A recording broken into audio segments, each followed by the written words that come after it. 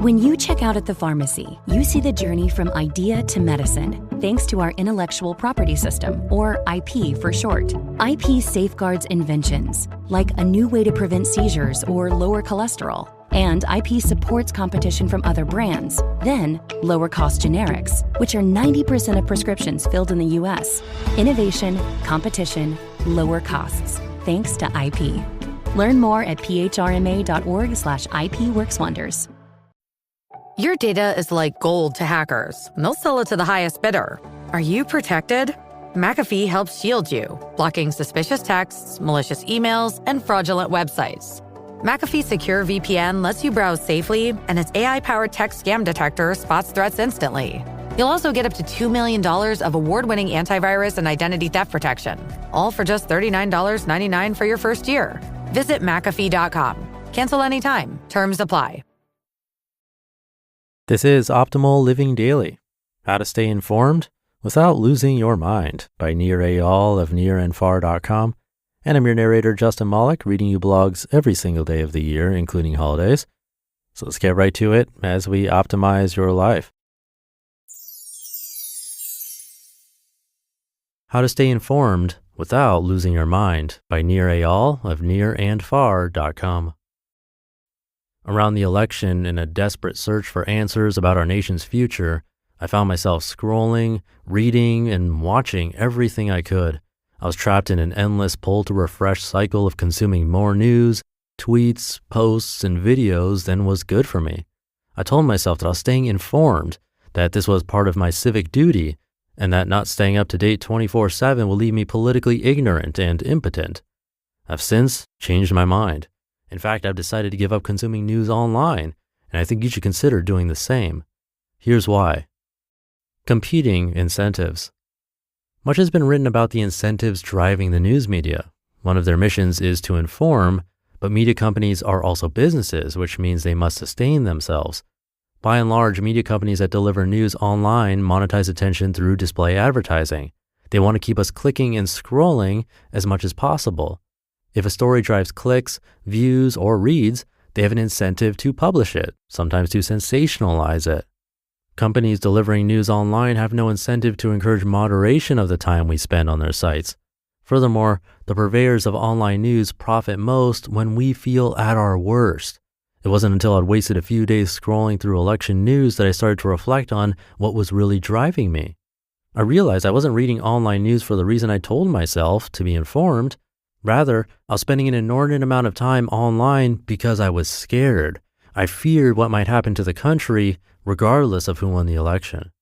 As I wrote in my book, Hooked: How to Build Habit-Forming Products, fear is an internal trigger. An internal trigger is a negative emotion that prompts the habitual use of a product or a service. Companies attach their products to internal triggers to prompt us to perform a behavior with little or no conscious thought. This isn't necessarily a bad thing. Many products we use habitually enhance our lives. When we feel lonely, we might reach out to a friend over Facebook or Snapchat. When we're uncertain, we reflexively Google a question on our smartphones. When we're bored, we might tune into the big game to check the score.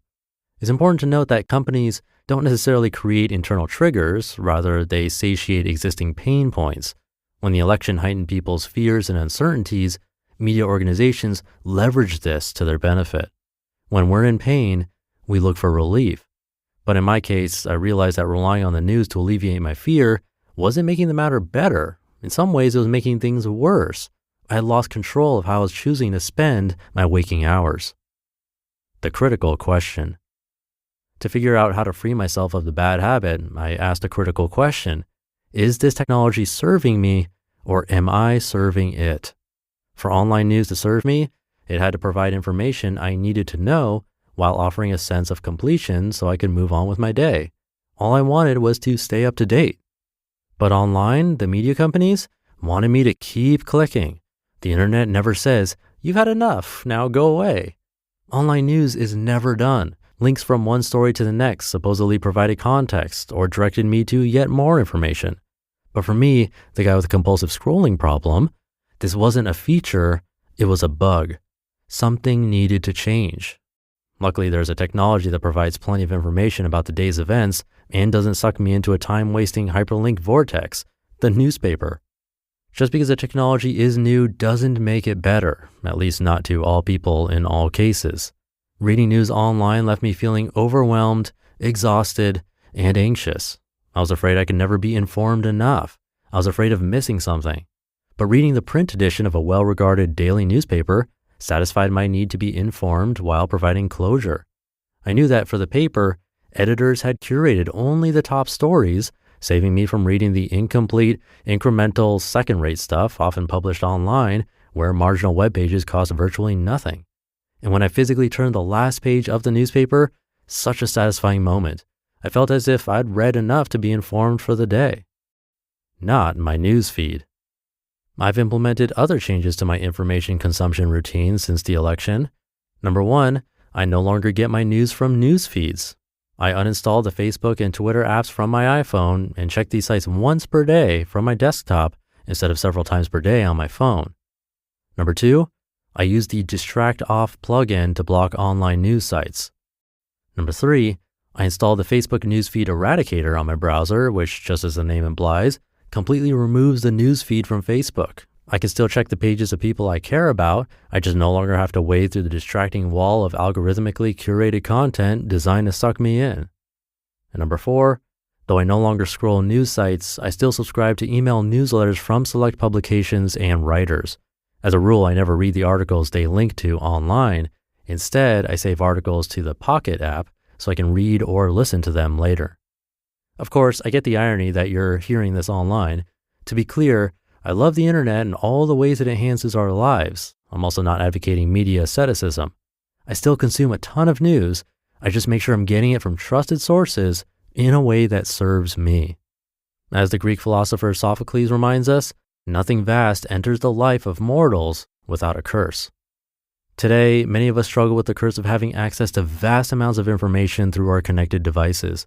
We need to re-examine why we use these technologies and how. It's up to us individually to figure out which and how much news content is good for us by asking the critical question, is this technology serving me or am I serving it? Once we know the answer, we can adjust. Sometimes the solution is to adopt new technologies, but other times, as was the case for me in online news, the solution is to go back to the old way of doing things for a while. You just listened to the post titled, How to Stay Informed Without Losing Your Mind by Nir Eyal of nirandfar.com, and I'll be right back with my commentary. Every day, thousands of Comcast engineers and technologists, like Kunle, put people at the heart of everything they create. In the average household, there are dozens of connected devices. Here in the Comcast family, we're building an integrated in-home Wi-Fi solution for millions of families like my own. It brings people together in meaningful ways. Kunle and his team are building a Wi-Fi experience that connects 1 billion devices every year. Learn more about how Comcast is redefining the future of connectivity at comcastcorporation.com/Wi-Fi. The Jack Welch Management Institute at Strayer University helps you go from, I know the way, to I've arrived with our top 10 ranked online MBA. Gain skills you can learn today and apply tomorrow. Get ready to go from make it happen to made it happen and keep striving. Visit strayer.edu/Jack Welch MBA to learn more. Strayer University is certified to operate in Virginia by Chev and has many campuses, including at 2121 15th Street North in Arlington, Virginia. Thank you to Nir, a very relevant topic, especially these days. The part about scrolling through news during the election really hit home for me. I think we've all been there, caught in that cycle of constantly checking for updates, telling ourselves we're just staying informed. I've noticed in my own life that too much news consumption, especially online, can really affect my mood and anxiety levels. It reminds me of something I learned while tracking my mood for over a year. The days when I spent a lot of time consuming news and social media were definitely not my happiest days, not even close. And the part about fear being an internal trigger, I think that's really true. We often tell ourselves we're just staying informed, but sometimes we're just trying to soothe our anxiety. But in reality, consuming more news usually makes it worse, not better.